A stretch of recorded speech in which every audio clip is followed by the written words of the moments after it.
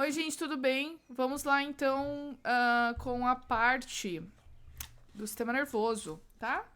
Só revisando algumas coisas que vimos em sala de aula e também introduzindo um novo assunto que é o impulso elétrico, tá bom? Vamos revisar algumas coisas então. Vocês sabem que o sistema nervoso tem diversas células, dentre elas a protagonista com certeza é o neurônio, uma célula responsável por transmitir informações, uma célula responsável por processar as informações. Mas é lógico, né? A gente tem aí no sistema nervoso diversas outras células que dão suporte ao neurônio.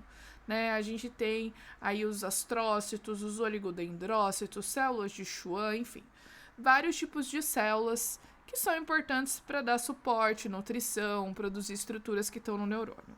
Então, se a gente fosse ver aqui a estrutura básica do neurônio, deixa eu só ajustar aqui a caneta, isso. Então, a estrutura básica aqui do neurônio, a gente vai ter aqui, ó, o corpo celular. Então, vou desenhar aqui corpo celularzinho. Ele tem uns prolongamentos, né? Que são conhecidos como dendritos. Os dendritos, eles são muito importantes porque eles recebem estímulos, tá bom? Depois nós temos aqui o axônio e temos o finalzinho aqui do axônio, que é o terminal do axônio. Então, vamos dar nome para essas estruturas? Vamos lá, então. Nós temos aqui o axônio. Nós temos aqui o dendrito. Nós temos aqui o corpo celular.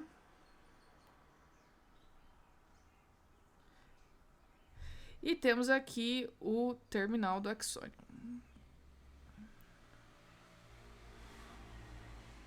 Além disso, tem uma estrutura no axônio que é chamada de bainha de mielina.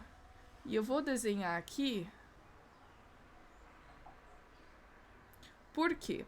Essa bainha de mielina, ela é uma estrutura muito importante para a condução do impulso nervoso, tá? Então, é importante que você entenda a localização dela, bainha de mielina. E também, mielina, e também a composição, ou seja, a bainha de mielina, ela é composta de lipídios. E a gente precisa entender que os lipídios, uma informação bem importante agora, tá? Eles são isolantes elétricos. Tá bom? Essa informação vai ser bem importante para daqui a pouco. Além disso, você vai ver que essa bainha de mielina, ela não é contínua. Ela tem regiões aqui, ó, essas regiões aqui, em que tem uma falha, né? Um lugar onde não tem mielina. E essas estruturas, elas são chamadas de nodos de Ranvier. Uma coisa interessante também a respeito da bainha de mielina é que esse revestimento lipídico, ele é produzido por uma célula específica, né? Que são as células de Schwann. Ou você também pode reconhecer essa célula, dependendo da localização onde esse neurônio está, como oligodendrócitos, tá? Podem ser essas célulazinhas aí. Então, é muito importante, primeiro de tudo, que você identifique essas estruturas e essas partes aí do neurônio, tá certo? Então, nós temos o dendrito, nós temos o corpo celular, o axônio, o terminal do axônio e essas estruturas que estão ali envolvendo o axônio, certo? Agora, como que acontece esse processo? Então, a gente vai ter um estímulo. Esse estímulo, ele vai chegar pelo dendrito, né? Vou mudar a cor aqui. Ele vai chegar pelo dendrito, ele vai vir aqui pro corpo celular, ele vai vir pelo axônio, chegando até aqui. Só que veja, esse estímulo, ele vai produzir um impulso elétrico. Daqui a pouquinho a gente vai ver como que esse impulso é gerado. E é basicamente eletricidade mesmo, tá bom? Só que a nível bem molecular, bem microscópico.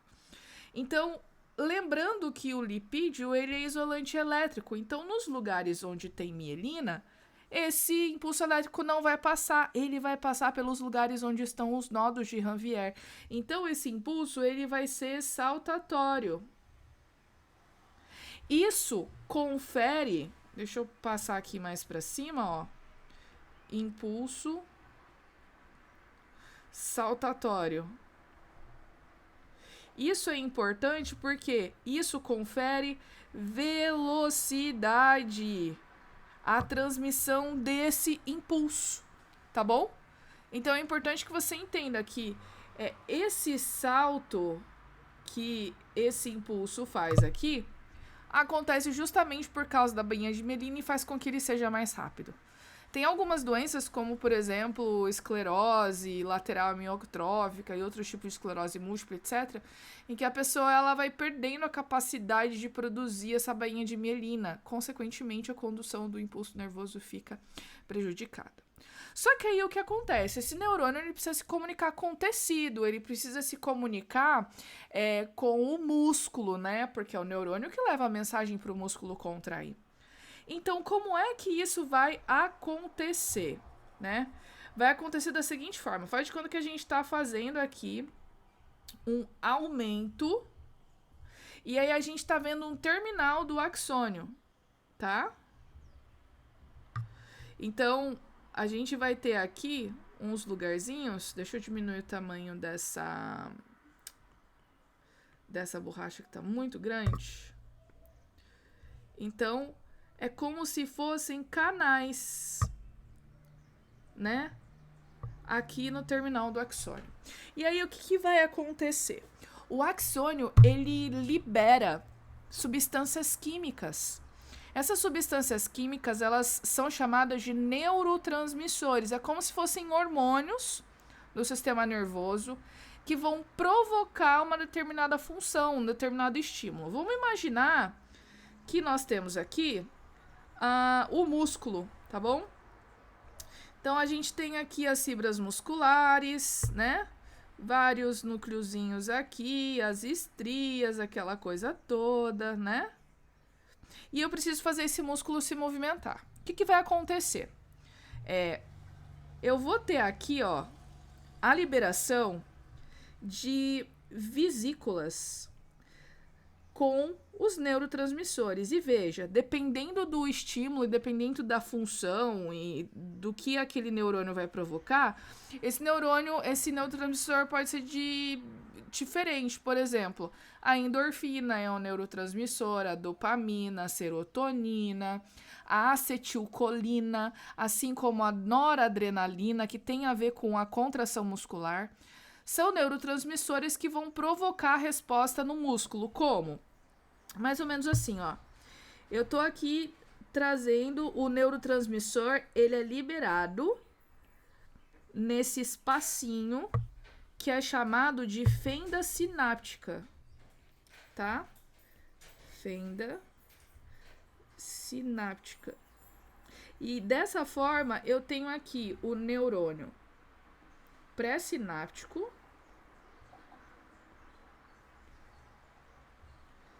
e do outro lado eu tenho o neurônio aqui, né? Lógico, porque vai ter uma inervação aqui no músculo, que é a pós-sináptica, tá bom? E aí o que vai acontecer?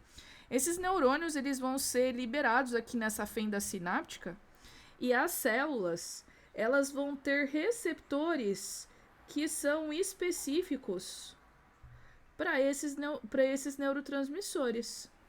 De forma que, quando esse neurotransmissor ele acoplar nesses receptores, vai provocar, enfim, a contração muscular ou liberação de alguma outra substância, etc. Tá bom? Isso aqui que eu mostrei para vocês é uma coisa chamada de sinapse. E é a forma como o neurônio se comunica. Então, na sinapse, eu vou ter o seguinte sentido. Sempre vai ser o dendrito, corpo celular, axônio, e aí o terminal do axônio com tecido. Tá certo? Então, é assim que o neurônio ele se comunica. Esses neurotransmissores eles são bem importantes. Só que daí a gente tem aqui a condução do impulso nervoso, né? Como é que é gerado uma coisa que é chamada de potencial de ação? Funciona mais ou menos assim. A gente tem aqui a membrana do axônio, né? E aqui nessa membrana do axônio a gente tem uma polaridade, ou seja, a parte de fora ela é positiva e a parte de dentro é negativa, certo? E como que isso é balanceado? Isso é balanceado pelas concentrações de sódio e de potássio dentro e fora da célula. Lembra quando a gente estudou bomba de sódio e potássio? Então, quando acontece um estímulo forte o suficiente, essa polaridade vai ser invertida. Então, quando a gente para estudar o neurônio, né, os cientistas estudaram, eles descobriram que quando o neurônio ele está em repouso, essa diferença de íons positivos e negativos tem um potencial de menos 70 milivolts, que é o potencial elétrico, tá bom?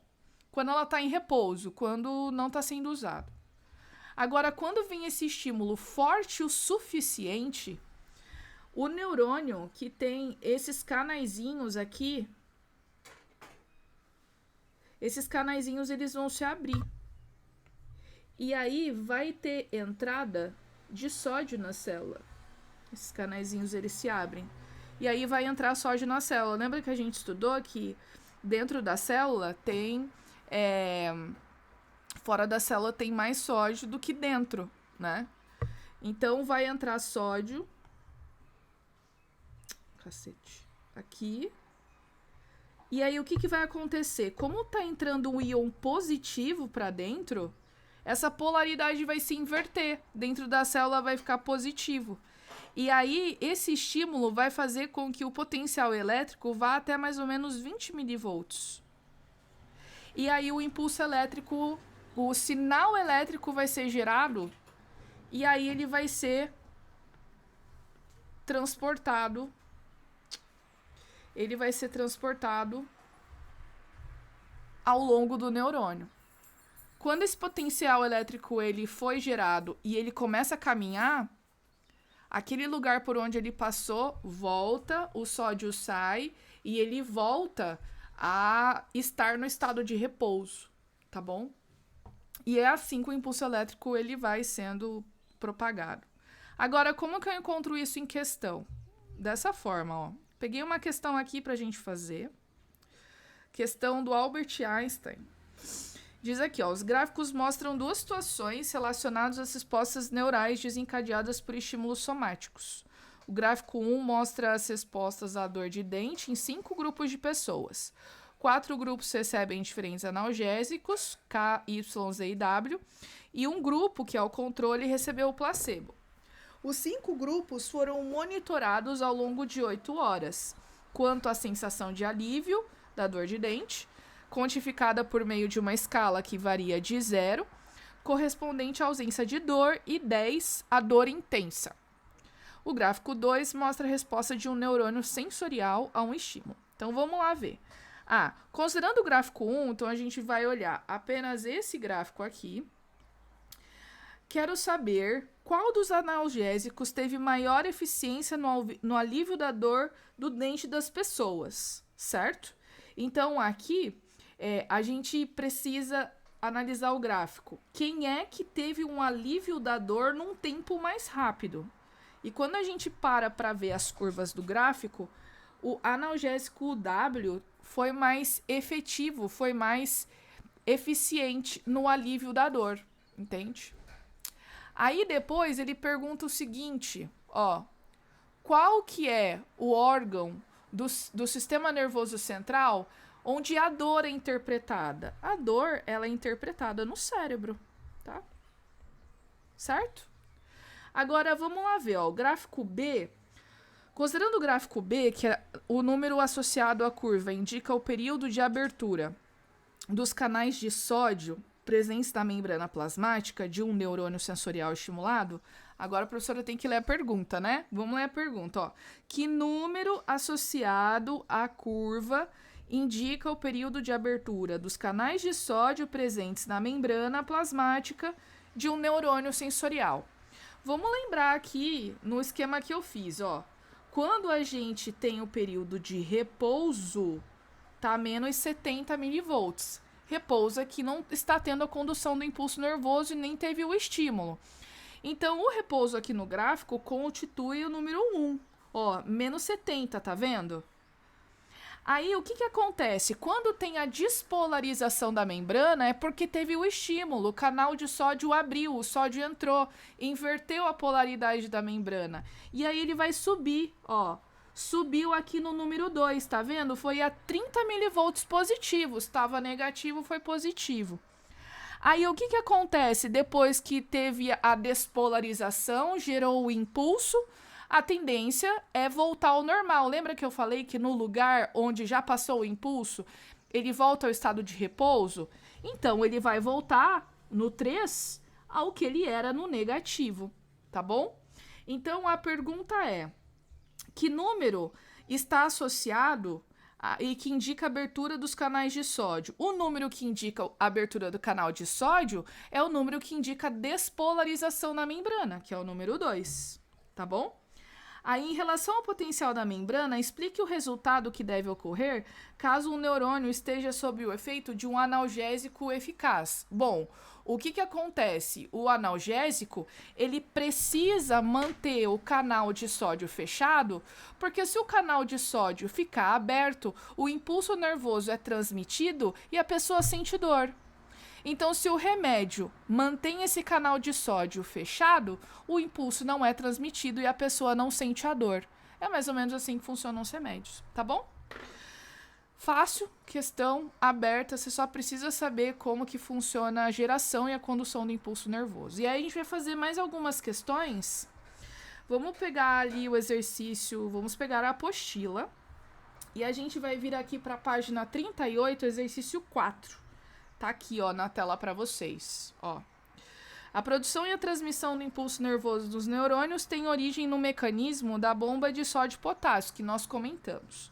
Esse mecanismo é responsável pelo transporte de íons Na+ para o meio extracelular e K+ para o interior da célula, gerando sinal elétrico. A ilustração abaixo representa esse processo.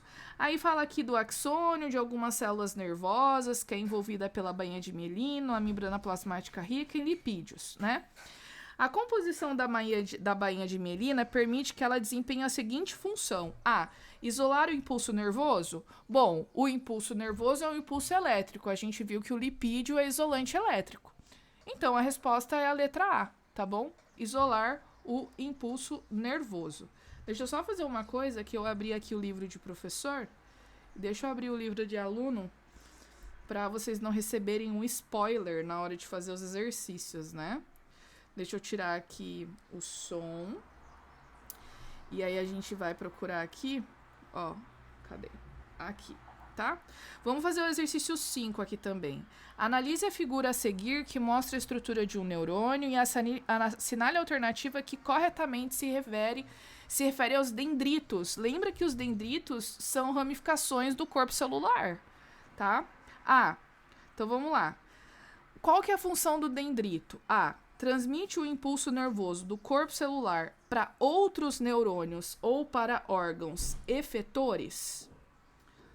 Transmite o impulso do corpo celular para outros neurônios? Não, quem faz isso é o axônio, né? O dendrito, ele recebe o estímulo. B. São prolongamentos que recebem impulsos nervosos e os conduzem para o corpo celular? Então pronto, né? Tá aí a resposta, a letra B, certo? A gente vai agora para o maratona de exercício. Se você tá com maratona, pega o maratona aí. A gente vai ali para a página 132 no exercício 61. Vamos dar uma olhadinha, ó. Tem 2 neurônios e pede para você observar a imagem e assinalar a alternativa correta. A. Os dendritos e os axônios são responsáveis pela condução do impulso nervoso. O que os diferencia é que o axônio é o prolongamento mais longo e não ramificado, e os dendritos são prolongamentos mais finos e ramificados. Gente, o que tá na imagem aqui? Olha o axônio ramificado aqui no final, tá bom? Olha o axônio curto na imagem. Ele é ramificado sim. B. O axônio é o prolongamento celular mais longo dos neurônios, responsáveis por conduzir o impulso nervoso. A gente viu aqui que existe dendrito longo também, não é o axônio que é o mais longo. A imagem está mostrando outra coisa. Tem que prestar atenção nas imagens também. C.